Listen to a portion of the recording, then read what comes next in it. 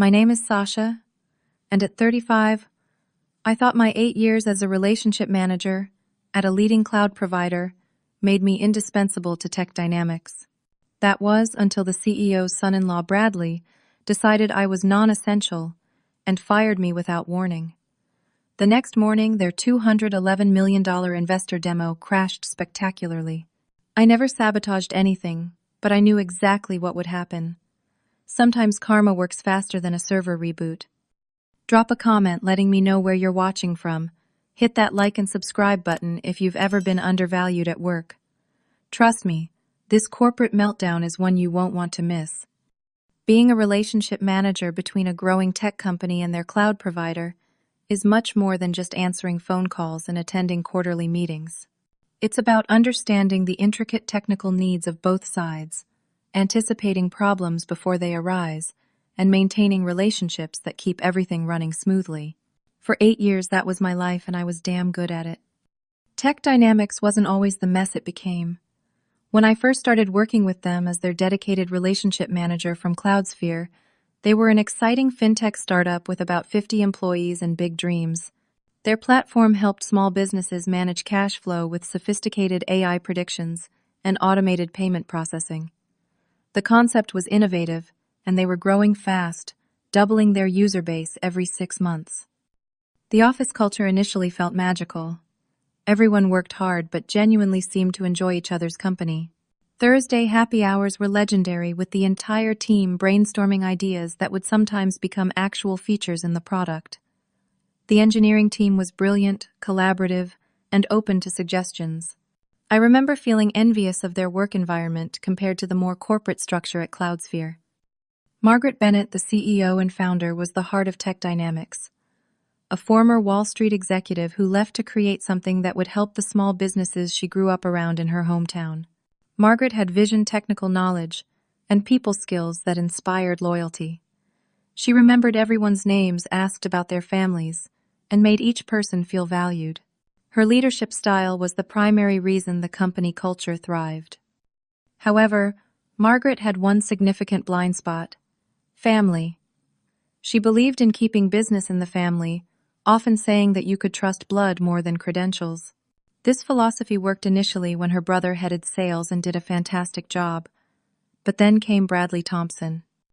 Bradley was Margaret's newly acquired son-in-law, having married her daughter Amanda, just 8 months before he suddenly appeared at the office with the title of Chief Technology Officer. His resume listed an undergraduate degree in business from a state university and 3 years at a gaming startup that had folded. Nothing in his background suggested he was qualified to be CTO of a rapidly growing fintech company with complex cloud infrastructure needs. I remember the first time I met Bradley during a routine check-in meeting. While the engineering team asked specific technical questions about our latest service offerings, Bradley spent most of the time on his phone, occasionally interjecting with buzzwords that didn't quite fit the conversation. After the meeting, James, the lead developer, rolled his eyes and whispered, "That's our new boss. Heaven help us." Despite my reservations about Bradley's qualifications, I made every effort to support him. I created simplified explanations of our cloud architecture, offered extra training sessions, and made myself available whenever questions arose. After all, maintaining a good relationship with Tech Dynamics was my job, regardless of who was in charge of their technical operations. The timing of Bradley's arrival couldn't have been more critical. Tech Dynamics was preparing for their biggest milestone, yet a demonstration for a consortium of investors that could lead to a $211 million funding round. This wasn't just another pitch. If successful, it would catapult the company into a new league, allowing them to expand internationally and compete with established financial services giants. The pressure on everyone was enormous. The product team was working around the clock to perfect the user interface. The data science team was fine-tuning their prediction algorithms, and the infrastructure team was ensuring that everything would run flawlessly during the demo. All this technical complexity relied on the cloud architecture I had helped them build over years. My counterpart on the CloudSphere side was Jeffrey Parker, a veteran technical account executive who had been with me on the Tech Dynamics account from the beginning. Jeffrey understood their architecture inside and out, having personally helped design their scaling strategy during their first growth spike. We had a great working relationship, often anticipating each other's concerns before they were voiced. Sasha, these guys are going to hit the big time with this investor round, Jeffrey told me after one of our planning meetings for the demo, and you're a big part of why they've made it this far. Their infrastructure would be a mess without you riding herd on it. I felt a warm glow of professional pride at his words. Years of late-night emergency calls, weekend troubleshooting sessions, and countless hours of capacity planning had created a robust system that rarely gave anyone trouble. The CloudSphere Tech Dynamics relationship was frequently highlighted in our company as an example of ideal client management. As the investor demo approached, scheduled for just 6 weeks away, I increased my check-ins with the Tech Dynamics team to twice weekly. I wanted nothing left to chance. The infrastructure needed to be bulletproof, the security configurations flawless, and the emergency protocols well-rehearsed. In my experience, the best disaster recovery plan is the one you never need to use, but you still need to have it. Despite the small warning signs about Bradley's technical understanding, I remained optimistic. The rest of the team was strong, and surely Margaret wouldn't let anything jeopardize this crucial moment in her company's journey. Looking back, I can see how naive that optimism was, but hindsight always offers perfect clarity when it's too late to matter. The trouble began about a month before the investor demo. Bradley started making changes to the IT processes without consulting the team members who had built and maintained them. It started small. He changed the code review policy, eliminating the requirement for 2 approvers before merging into the main branch. When Claire, a senior developer, objected, pointing out that this had prevented numerous bugs in the past, Bradley dismissed her concerns as slowing down innovation. Then came the cloud configuration changes. I first noticed them during a routine audit of their account. Bradley had modified several security group settings, opening ports that should have remained restricted, and changing bandwidth allocations that had been carefully calibrated for their traffic patterns. When I logged in to check the justification notes that our system required for such changes, I found only optimization listed as the reason. I immediately sent Bradley an email outlining my concerns, explaining that these changes could impact both security and performance. His response was brief: "We're streamlining operations. No need for concern." Not satisfied with this answer, I scheduled a meeting with Bradley the following day. The conversation did not go well. "Bradley, these configuration changes could seriously impact system stability," I explained, showing him the metrics from our monitoring dashboard. "The security group modifications especially are concerning. They expose internal APIs that should only be accessible within your virtual private cloud." Bradley leaned back in his chair, arms crossed. "Sasha, I appreciate your input, but we're moving toward a more flexible architecture. The old configuration was too restrictive for our development pace." "But these are security best practices," I countered. "They're in place to protect your customer data. The financial regulations require this level of isolation." His expression hardened. "Are you telling me how to run my technical operations? Last I checked, I'm the CTO here." The conversation deteriorated from there. By the end, it was clear that Bradley viewed my concerns as territorial rather than technical. What he failed to understand was that my only territory was ensuring their success on our platform. The following week, during the Tech Dynamics all-hands meeting that I attended regularly, Bradley publicly undermined my credibility. When Margaret asked for updates on demo preparation, Bradley mentioned unnecessary complications from our vendor relationship management and suggested they might need to simplify external dependencies. I sat there stunned as he essentially blamed me for delays that stemmed from his own misconfigurations.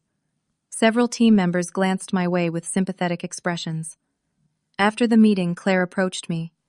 "Don't take it personally, Sasha," she said quietly. "Bradley's been doing this to everyone who questions him. Last week he told the entire engineering team that our code quality was subpar, despite us having the lowest bug rate in the company's history. David, the project manager I'd worked with for years, also reached out. Something's not right with the new structure, he confided. Bradley's brought in 3 of his friends from his previous company in the last 2 weeks, all in senior positions. They're making changes without understanding our systems. Concerned that these issues could impact the investor demo, I decided to reach out directly to Margaret. I drafted a careful email focusing on technical concerns, rather than personalities, with specific examples of problematic changes and their potential impacts. I ended with an offer to provide additional cloud architecture training for Bradley's new team members. I never received a response. Meanwhile, Jeffrey had also noticed the unusual account activity. He called me directly rather than going through official channels. "Sasha, what's happening over at Tech Dynamics? We're seeing some concerning patterns in their usage metrics. Resource allocation is all over the place, and there have been several security configuration changes that flag in our risk assessment tools." I explained the situation as diplomatically as possible, but Jeffrey wasn't easily fooled. "This sounds like a disaster waiting to happen," he said bluntly. "These changes could impact their stability during high-traffic events. Isn't their big investor demo coming up soon?" 4 weeks from now, I confirmed. "You need to get this resolved before then. Can you escalate to someone above this Bradley person?" I sighed. "That would be Margaret, the CEO. I've tried, but she's not responding." Jeffrey was quiet for a moment. "Document everything. Every email, every configuration change, every recommendation you've made. If this goes sideways, you need to protect yourself." I took his advice and began keeping meticulous records of all interactions. I also attempted to implement some behind-the-scenes fixes to mitigate the worst of Bradley's changes, but soon discovered my access to certain aspects of their account had been restricted. When I inquired about this, Bradley's assistant informed me that they were consolidating vendor management permissions. The atmosphere grew increasingly tense as the demo approached. Bradley's new team members rarely attended the coordination meetings, and when they did, they seemed dismissive of established protocols. They referred to the existing infrastructure as legacy systems, despite most of it being less than a year old and built to cutting-edge specifications. I began hearing from other team members that Bradley frequently disparaged my role behind my back, questioning why they needed a dedicated relationship manager when they could deal directly with the technical teams at Cloudsphere. This, despite the fact that their access to those teams came through the relationship I had built and maintained. With 3 weeks to go before the demo, my unease had grown into genuine alarm. Something was very wrong at Tech Dynamics, and I was increasingly powerless to fix it. Still, I persisted in documenting issues, sending recommendations, and trying to maintain the relationships I'd built with the rest of the team. I still believed that professionalism would eventually prevail over politics. I couldn't have been more wrong. 2 weeks before the investor demo, Bradley brought in an entirely new IT operations team, composed almost entirely of former colleagues from his failed gaming startup. These newcomers had little fintech experience and no knowledge of the complex compliance requirements for financial data handling, but they were given authority over critical systems. The existing team members were pushed to the sidelines. Meetings they had previously led were now run by Bradley's people, often with completely different agendas. My weekly check-in sessions, once attended by all key technical stakeholders, now included only a junior system administrator who took notes but lacked decision-making authority. Despite my limited access, I discovered a serious flaw in the new API security configuration during one of my routine reviews. Bradley's team had implemented OAuth token validation incorrectly, essentially creating a backdoor that bypassed multi-factor authentication for certain administrative functions. In a financial system handling sensitive transaction data, this was not just bad practice, it was potentially illegal. I spent an entire Sunday documenting the issue, creating diagrams that clearly illustrated the vulnerability and writing step-by-step remediation instructions. I marked the email URgent security vulnerability and sent it directly to both Bradley and Margaret, copying Jeffrey and the Tech Dynamics security officer. Bradley's response came Monday morning, not as a direct reply, but as a company-wide email about external partners overstepping boundaries. Though he didn't name me specifically, his message was clear.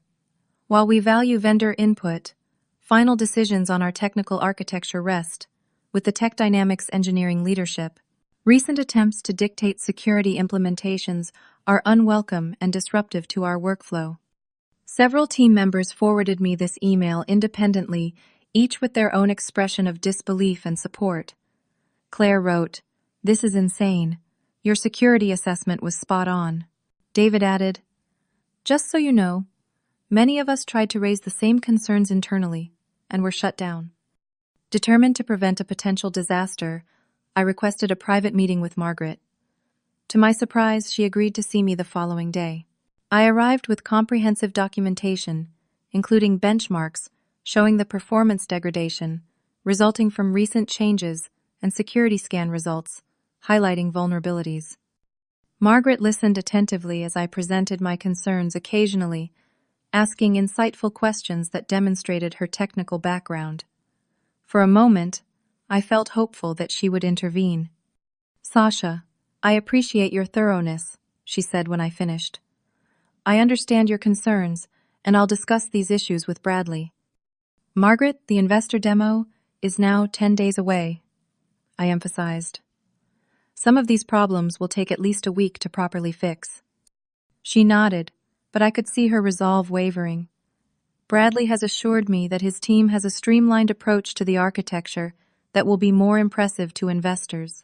He believes the previous setup was over-engineered." Over-engineered, I couldn't keep the incredulity from my voice. The current architecture was designed to handle 10 times your current traffic load while maintaining compliance with financial regulations in 12 countries. That's not over-engineering. That's proper planning for a fintech platform with global ambitions. Margaret's expression hardened slightly. "Bradley has experience in scaling systems as well. His gaming platform handled millions of concurrent users." I bit back the obvious reply that his gaming platform had ultimately failed, and that financial transactions had entirely different requirements than game state management. Instead, I tried one last approach. "Would you at least consider postponing any further changes until after the demo? The current instability introduces significant risk to a presentation that could determine the company's future." She promised to consider it, but her tone lacked conviction. As I left her office, I saw Bradley waiting outside, his expression smug. He had clearly been informed of our meeting. That evening, I compiled all my notes, screenshots, warnings, and recommendations into a single document. If things went wrong, I wanted clear evidence that I had done everything in my professional capacity to prevent it. I also recorded a detailed video walkthrough of the correct cloud configuration settings, narrating the purpose of each component in case someone needed to quickly restore the system. The next day, Jeffrey called me with disturbing news. Tech Dynamics has changed their account authentication settings without following the required notification protocol, he said, sounding genuinely concerned. "They've also removed you as the primary contact. Did you know about this?" I hadn't, and this revelation sent a chill through me. Removing the relationship manager from the account contacts was an extreme step, usually only taken when changing providers entirely. More importantly, it meant I no longer had visibility into their account status or the ability to help them if problems arose. "Who's listed as the primary contact now?" I asked. "Someone named Tyler Jenkins." "Is that one of Bradley's people?" I recognized the name as one of the recent hires. "Yes, but he's only been there for about a week. He couldn't possibly understand their architecture yet." Jeffrey's tone was grim. "That's what I thought. Listen, Sasha, I flagged this with our risk management team. We're seeing multiple warning signs from this account. Erratic resource usage, security configuration changes, authentication modifications. If they were any other client, we'd be preparing for a service interruption." "The investor demo is 9 days away," I reminded him. "An interruption then would be catastrophic." "I know. I've tried to schedule an urgent review with them, but they're not responding. This isn't looking good." As we ended the call, the anxiety I'd been managing professionally suddenly felt personal. Despite Bradley's behavior, I genuinely cared about Tech Dynamics succeeding. I had relationships with many team members, had celebrated their milestones, and taken pride in their growth. Watching the company careen toward disaster felt like watching a friend make a series of terrible decisions with no power to intervene. That night, I barely slept. Every worst-case scenario played through my mind on repeat. Would the system crash during the demo? Would customer data be compromised? Would years of hard work by talented people be undone by one person's incompetence and ego? The next morning, the office rumor mill was working overtime. David texted me that several departments had been asked to prepare efficiency reports, a well-known corporate euphemism for identifying positions to eliminate. Claire mentioned that Bradley had been meeting with HR frequently. The signs all pointed to an impending restructuring, and given Bradley's public criticism of my role, I had little doubt about where I stood. As the week progressed, my access to Tech Dynamics systems was further restricted. Meetings were canceled without explanation. Emails went unanswered. I was being systematically isolated, and there was nothing I could do about it, except continue documenting everything for the inevitable post-mortem. On Friday afternoon, exactly 1 week before the investor demo, my phone rang. It was Bradley's assistant asking me to come to the Tech Dynamics office for a meeting Monday morning. When I asked about the agenda, she simply said, "Human Resources will be attending." I knew then that my time with Tech Dynamics was coming to an end, just when they needed experienced guidance the most. Monday morning arrived with the weight of inevitability.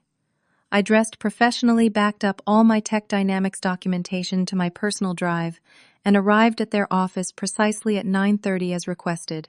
Bradley's assistant led me not to the familiar conference room where we usually met, but to a small meeting room in the HR area. Bradley was already there, along with Amber from Human Resources, both wearing carefully neutral expressions. "Thank you for coming in," Sasha Bradley began, not quite meeting my eyes. "We've been evaluating our vendor relationships as part of our preparation for the next growth phase." I remained silent, waiting for him to get to the point. He shuffled some papers, clearly uncomfortable with my direct gaze. "After careful consideration, we've determined that the relationship manager role for our cloud provider is non-essential to our operations moving forward," he continued. "We believe we can manage the relationship directly through our enhanced IT team, which will streamline communication and reduce overhead." There it was, non-essential. 8 years of building their infrastructure, solving complex problems, and preventing countless disasters reduced to non-essential by someone who barely understood the technology his company relied on. Amber took over, her voice professionally sympathetic. "We want to thank you for your service to Tech Dynamics. As per our vendor agreement, we're providing 2 weeks' notice, though we'll be transitioning primary communications to our internal team effective immediately." "The investor demonstration is in 4 days," I said, keeping my voice level, despite the anger and disbelief churning inside me. "Are you certain this is the appropriate timing for this transition?" Bradley waved dismissively. "We've been preparing for this adjustment. Tyler has been shadowing all cloud management functions for weeks. We're fully prepared for the demonstration." This was patently false. Tyler had been given access only recently, and had attended exactly none of the architecture reviews or scaling discussions. He had no idea how the complex systems interacted, or what the emergency protocols were for the various failure scenarios we had planned for. "I see," I said, maintaining my professionalism with effort. "In that case, I'll need to collect my personal items and transfer any remaining documentation." "That won't be necessary," Bradley said quickly. "We've already transferred all relevant materials to our systems. Your building access has been deactivated as of this morning's standard procedure for vendor transitions. Amber will escort you to collect any personal items from the desk you used." The humiliation of being escorted like a potential thief after 8 years of dedicated service burned through me. As Amber and I walked through the open office, I could feel eyes on us. Everyone understood what was happening. Claire looked up from her desk, her expression a mix of shock and sympathy. David stood as if to come speak to me, but Bradley called him into a meeting room, conveniently removing one potential ally. At the small desk I occasionally used during my on-site days, there wasn't much to collect. A spare phone charger, a notebook, a coffee mug given to me by the team after I helped them through a particularly challenging migration. Amber stood awkwardly nearby as I placed these items in my bag. "For what it's worth, many of us don't agree with this decision," she whispered when we were momentarily alone. "The timing, especially seems questionable. I nodded in acknowledgement, but didn't trust myself to speak. As we walked toward the exit, Claire intercepted us. "This is ridiculous," she said, not bothering to lower her voice. "Sasha, can I call you later? There are some things you should know." "Miss Wilson, please don't interrupt the exit procedure," Amber said firmly. Claire ignored her. "This isn't right, and it's not what Margaret would want if she knew the whole picture." Bradley appeared behind her as if summoned by the disturbance. "Claire, we need you in the sprint review now. Please don't delay our guest's departure." The way he said guest made my status abundantly clear. I was no longer part of the Tech Dynamics story, just an outsider to be removed as efficiently as possible. David managed to catch my eye from across the room, mouthing "I'll call you" with a determined expression. At least I wasn't without allies, though what they could do now was limited. At the building entrance, Amber handed me an envelope. "Your final invoice processing and termination documentation," she explained. "Again, thank you for your service to Tech Dynamics." And just like that, 8 years of partnership ended with a manila envelope and a deactivated access badge. I walked to my car in a daze, the reality of what had just happened still sinking in. As I sat behind the wheel, I realized I needed to call Jeffrey immediately to explain the situation. But when I tried his number, it went straight to voicemail. I left a brief professional message, explaining that Tech Dynamics had terminated our relationship management arrangement and that he should expect direct contact from their new team. Driving home, emotions crashed over me in waves. Shock at the abrupt dismissal, anger at Bradley's smug condescension, worry for the team members left to handle the inevitable fallout. And yes, a small, uncharitable part of me felt a grim curiosity about how they planned to manage the investor demonstration without understanding the infrastructure it relied on. At home, I opened my laptop to find that my Tech Dynamics email access had already been revoked, along with access to all their systems and documentation. A single automated message in my personal email confirmed the termination of services, thanking me for my contributions to Tech Dynamics' technical ecosystem. I stared at the screen, the full implications of this situation becoming clearer. No one at Tech Dynamics truly understood the cloud architecture I had helped build. The system was designed with multiple redundancies and failover mechanisms, but all required specific knowledge to manage properly. The recent configuration changes had likely disabled or compromised many of these safeguards. Without access to monitor their systems, I couldn't see what was happening, but I had a sinking feeling that Bradley's team was flying blind toward a very solid wall.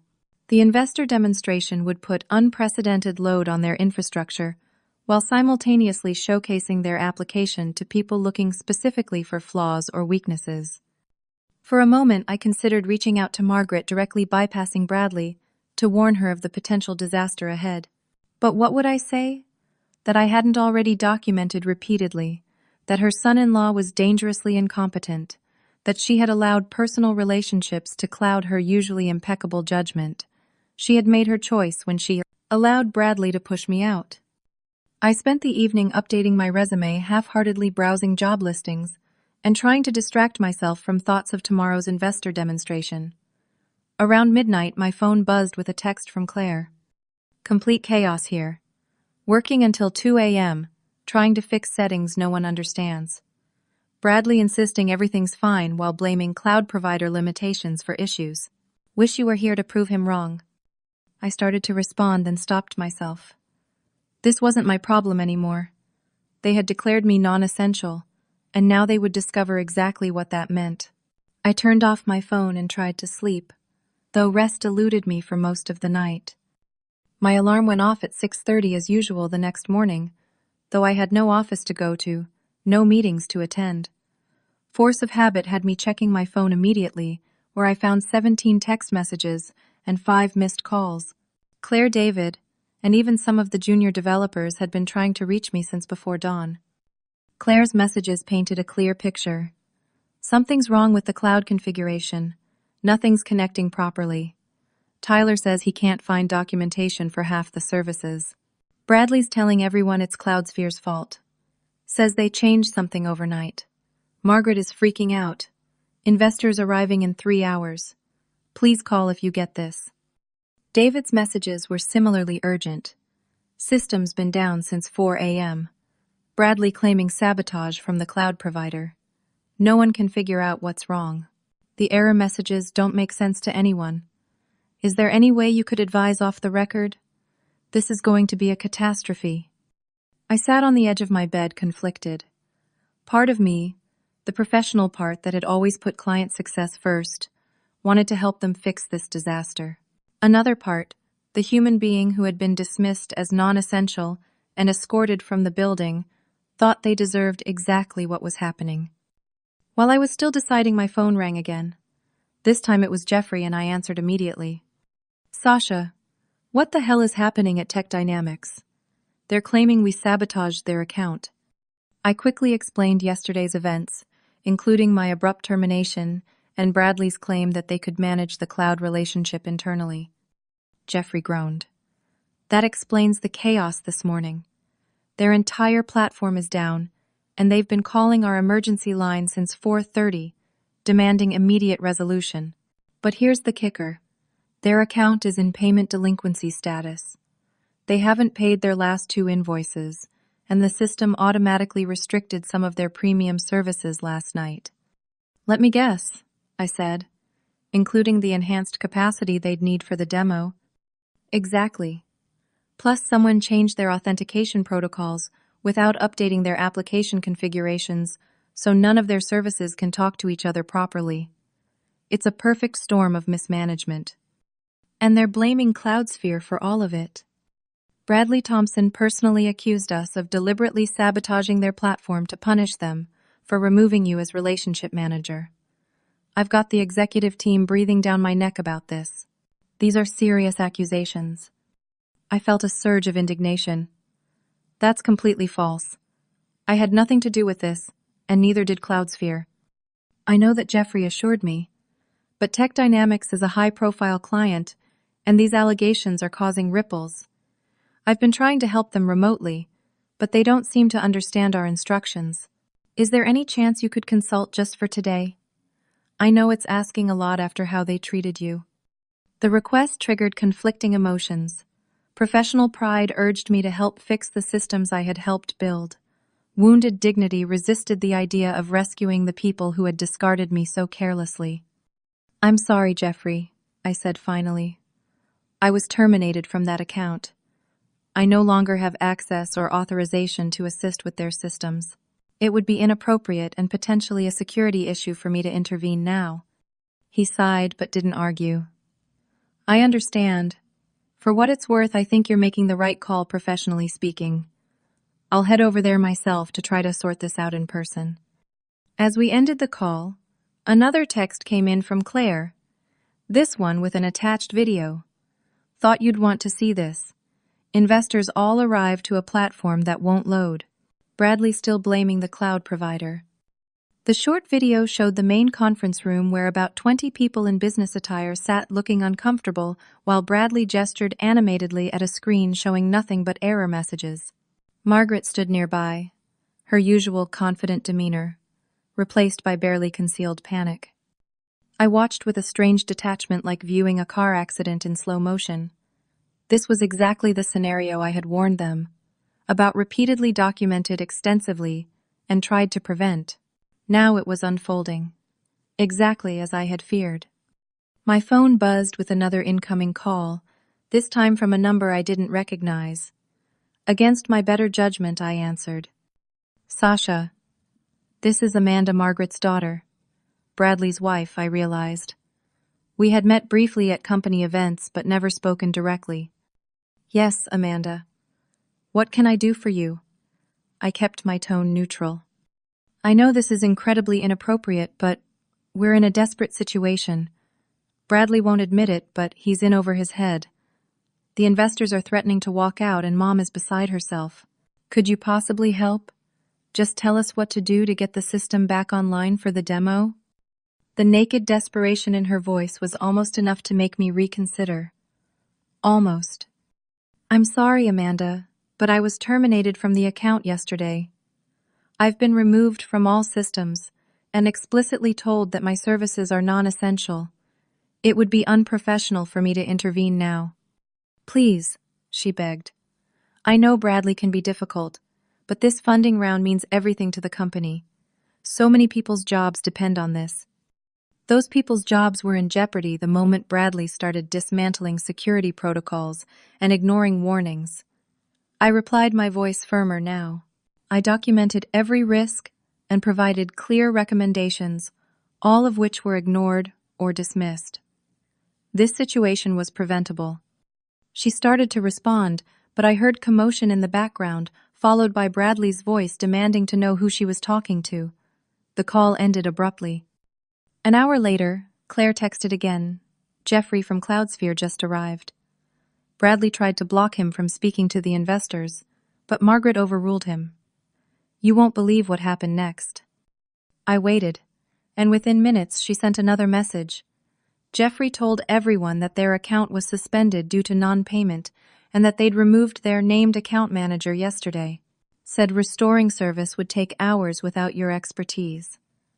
Investors walking out now. Bradley looks like he's going to explode.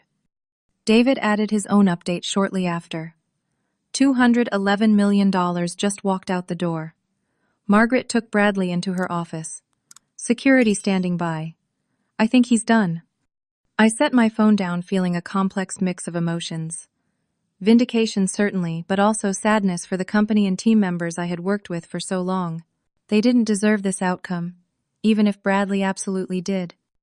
Later that afternoon, I received one final text from Claire. Margaret just announced that the demo was experiencing technical difficulties and will be rescheduled. No one believes it. Investment group already released statement withdrawing interest. Stock options looking worthless now. Thanks for everything you tried to do, Sasha.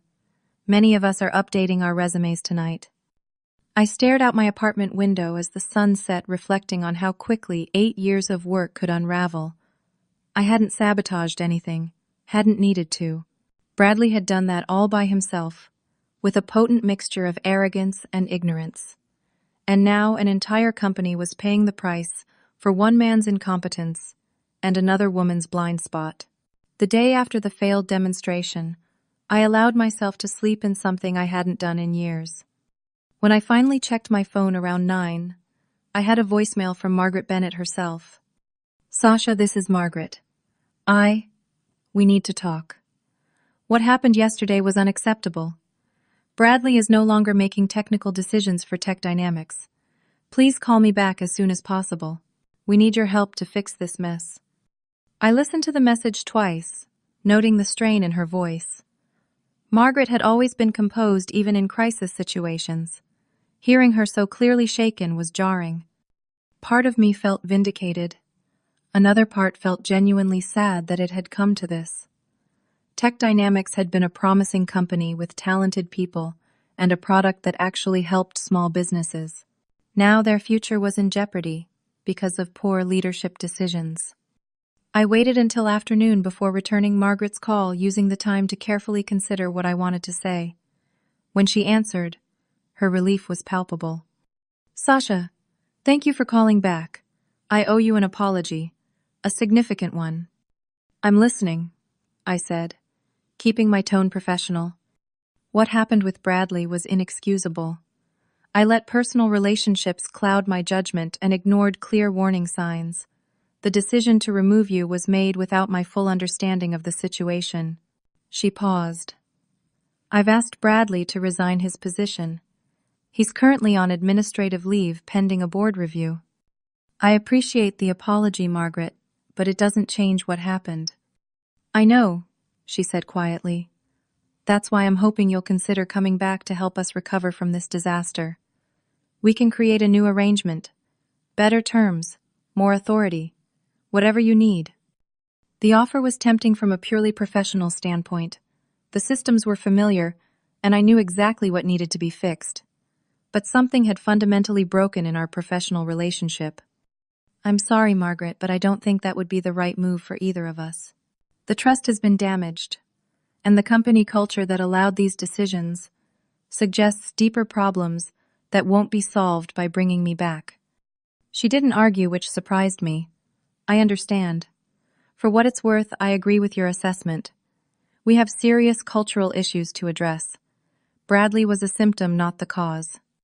We talked a bit longer about the technical issues they were facing, and I provided some general guidance on how they might approach recovery professional courtesy rather than re-engagement. As we were about to end the call, Margaret asked one last question. Do you think we can recover from this? Honestly. I considered my answer carefully. The platform can be fixed. The investor relationships might be salvageable with time and transparency. But the internal culture and trust, that's the hardest part to rebuild. And it starts with leadership, acknowledging mistakes openly. After we hung up, I felt a weight lift that I hadn't realized I was carrying. Closure, I supposed. Not perfect, but enough to move forward. Later that evening, Jeffrey called with an unexpected proposition. How would you feel about coming to work directly for Cloudsphere? He asked without preamble. We've been impressed with your handling of the tech dynamics situation. The way you documented everything, tried to prevent the disaster, and maintained professionalism throughout, even after being unfairly terminated. You're offering me a job? I asked, surprised. Senior Client Architecture Consultant, reporting directly to me. Better salary than you had before, more authority, and a team of junior relationship managers to mentor. We need more people with your technical knowledge and ethical backbone. 2 days later, I found myself in Cloudsphere's gleaming headquarters, interviewing with Jeffrey and his boss, the Vice President of Client Relations. The conversation felt more like a strategy session than a traditional interview, with both executives asking thoughtful questions about how I would handle various client scenarios. Your experience with tech dynamics is particularly valuable, the VP noted. You've seen firsthand how technical decisions intersect with company politics. How would you advise a junior relationship manager navigating a similar situation? I thought for a moment. Document everything. Build alliances with technical stakeholders who understand the systems. Frame recommendations in terms of business outcomes rather than technical specifics. And when necessary, know how to escalate properly through both client and internal channels. Jeffrey nodded approvingly. And if all that fails, then make sure you've created a clear record showing you did everything possible to prevent problems. Sometimes you can't save clients from themselves, but you can ensure they understand the risks they're taking. I received the formal offer that afternoon and accepted immediately. The role represented a significant promotion with greater responsibility and substantially better compensation. More importantly, it felt like my professionalism and integrity had been recognized rather than punished. Meanwhile, Tech Dynamics was facing the consequences of their failed demonstration. Through Claire and David, who both continued to text me regularly, I learned that the company had entered what management euphemistically called a strategic restructuring phase. In reality, they were laying off nearly 30% of their workforce, primarily in non-technical roles. They're desperately trying to extend their runway since the funding fell through, Claire explained. The board is furious with Margaret, but they can't fire her without triggering investor panic. Bradley's still technically on leave, but everyone knows he's never coming back. David's situation was more direct. I gave notice today, he texted, starting with a smaller competitor next month. Better culture, more transparent leadership. Half the team is interviewing elsewhere. Nobody trusts management anymore. Claire found a new position 2 weeks later at a more established fintech company with a healthy engineering culture. My new boss actually has a computer science degree and coding experience, she marveled. Revolutionary concept, I know. By month's end, most of the talented people I had worked with at Tech Dynamics had moved on to new opportunities. The exodus of technical talent further damaged the company's reputation and ability to recover from the demonstration disaster. My first few weeks at Cloudsphere were intense, but fulfilling. I was assigned to oversee our most complex client relationships, those with multiple technical stakeholders and challenging political dynamics. My experience with Tech Dynamics had prepared me well for identifying early warning signs of dysfunction and addressing them before they became crises. You've got a sixth sense for detecting client problems before they escalate, Jeffrey commented, after I successfully navigated a particularly difficult situation with a healthcare client. That's something we can't teach. Experience is a harsh but effective teacher, I replied, thinking of the lessons I'd learned through the Tech Dynamics debacle. A month into my new role, I received an unexpected update from a former junior developer at Tech Dynamics who had just left the company. Thought you'd want to know. Bradley's back. Margaret fought the board but lost. Turns out he had some kind of family connection to a major shareholder. He's been given a new title, Strategic Innovation Officer. No one knows what it means, but he's still making technical decisions despite the demo disaster. I stared at the message in disbelief. After everything that had happened after the clear demonstration of his incompetence, and the damage he had caused Bradley, had landed on his feet through family connections yet again. It was a stark reminder that in some environments, relationships trumped results, regardless of the consequences. I shared the update with Jeffrey during our weekly one-on-one meeting. That's unfortunate for them, but not surprising, he said. Companies with that level of dysfunction rarely change without hitting absolute rock bottom. Tech Dynamics hasn't gotten there yet, but they will if they keep making the same mistakes. He was right, of course. The same fundamental problems that had led to the demonstration disaster remained unaddressed. Without cultural and leadership changes, Tech Dynamics would continue its downward spiral regardless of the technical patches they applied to their systems. As for me, I had landed in a role where my expertise was valued, my warnings were heeded, and my contributions were recognized. Sometimes being deemed non-essential in the wrong environment is the push you need to find where you're truly essential.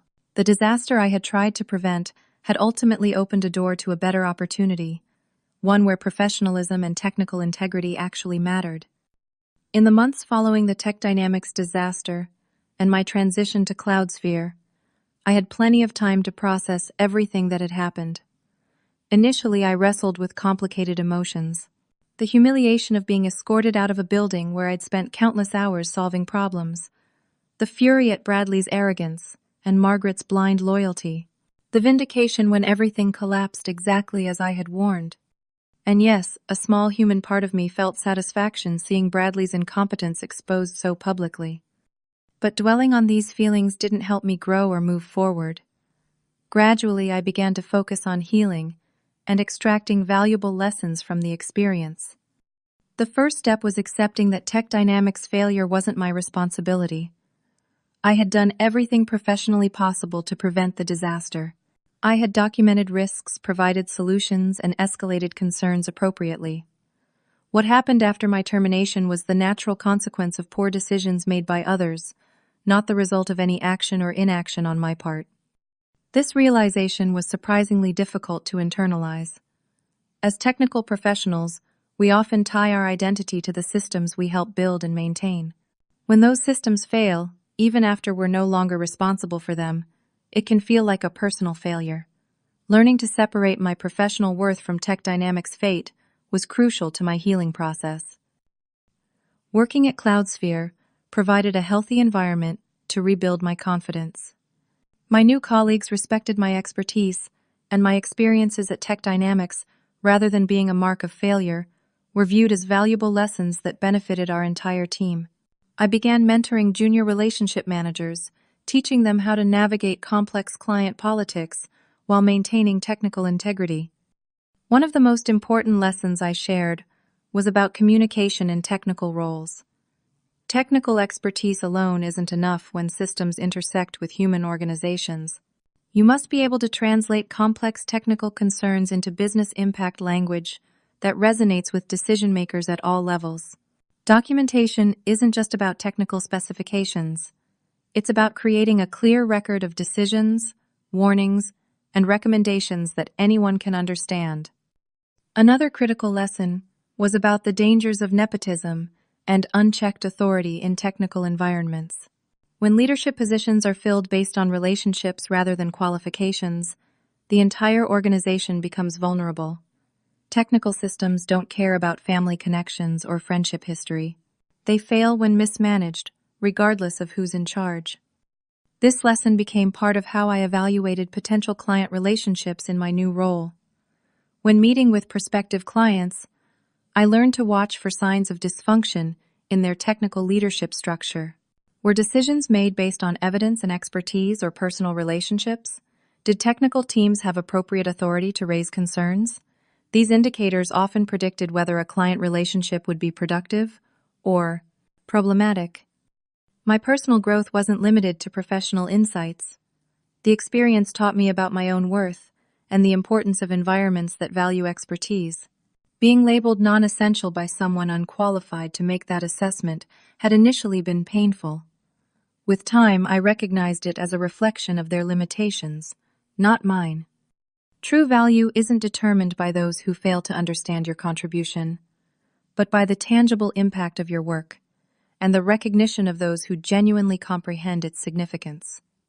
About a year after joining Cloudsphere, I unexpectedly ran into Margaret at a regional technology conference. I was representing Cloudsphere on a panel discussion about cloud security best practices while she was attending as a participant. Tech Dynamics had dramatically downsized, becoming a much smaller operation focused on a narrow segment of their original market. After my panel concluded, she approached me in the networking area. "You're doing well," she observed, a statement rather than a question. I confirmed. "The right environment makes a difference." She nodded, understanding the implication. Tech Dynamics never really recovered from that day. We lost the momentum, the investment, and most of our best people. Bradley eventually left too, though much later than he should have. She paused. "I should have listened to you." "It was never about being right," I told her. "It was about building systems that worked and protecting the company you created." "I know that now," she smiled sadly. "Some lessons are expensive." As she walked away, I realized that her experience contained another important lesson. Even smart, capable leaders can make catastrophic mistakes when they allow personal relationships to override professional judgment. Margaret had built something valuable only to undermine it by placing loyalty above competence in a critical role. The cost of that decision far exceeded whatever she had hoped to gain by keeping family close. In my work at Cloudsphere, I continued to encounter companies at various stages of technical maturity and organizational health. Some had learned the hard way, like Tech Dynamics, about the importance of qualified technical leadership. Others were still making the same mistakes, creating ticking time bombs in their infrastructure that would eventually explode. For those willing to listen, I shared the lessons from my experience, always anonymizing the details, but preserving the core insights. Many clients were receptive, recognizing the value of learning from others' mistakes rather than repeating them. Those companies typically thrived building robust systems and healthy technical cultures. Perhaps the most profound personal lesson was learning to trust my own judgment, even when others questioned it. When I warned about configuration problems at Tech Dynamics, I knew I was right, despite Bradley's dismissals and Margaret's hesitation. That confidence in my technical assessment has served me well in my new role, where I'm often required to make difficult recommendations that may not be immediately popular with clients. Being declared non-essential had initially felt like rejection, but ultimately led me to a position where my contributions were genuinely essential and recognized as such. Sometimes the worst professional experiences create the foundation for the best opportunities if we're willing to learn and grow from them, rather than becoming bitter or defensive. As I built my team at Cloudsphere, I made a point of looking beyond traditional credentials to identify people with both technical acumen and the courage to stand by their assessments. Technical expertise without the willingness to advocate for best practices is of limited value in complex environments where business pressures often push against technical rigor. The story of Tech Dynamics and my journey afterward has become something of a case study in my professional circle, an example of how quickly technical debt and organizational dysfunction can unravel years of solid work. It's a cautionary tale, but also one of resilience and growth. Sometimes being labeled non-essential is the universe's way of telling you that you're essential somewhere else, somewhere that will value what you bring to the table. If you're currently in a situation where your expertise is dismissed or undervalued, know that better environments exist. Your knowledge and integrity are assets that will find their proper appreciation in the right context. Have you ever been undervalued at work only to find success elsewhere? I'd love to hear your stories in the comments. Did a previous employer ever realize too late what they'd lost when they let you go? Remember to like this video if you found my experience relatable. Subscribe for more workplace stories and share this with anyone struggling in a toxic environment who needs to hear that better opportunities await them. Thank you for listening to my journey from non-essential to thriving. And remember, your value isn't determined by those who fail to see it.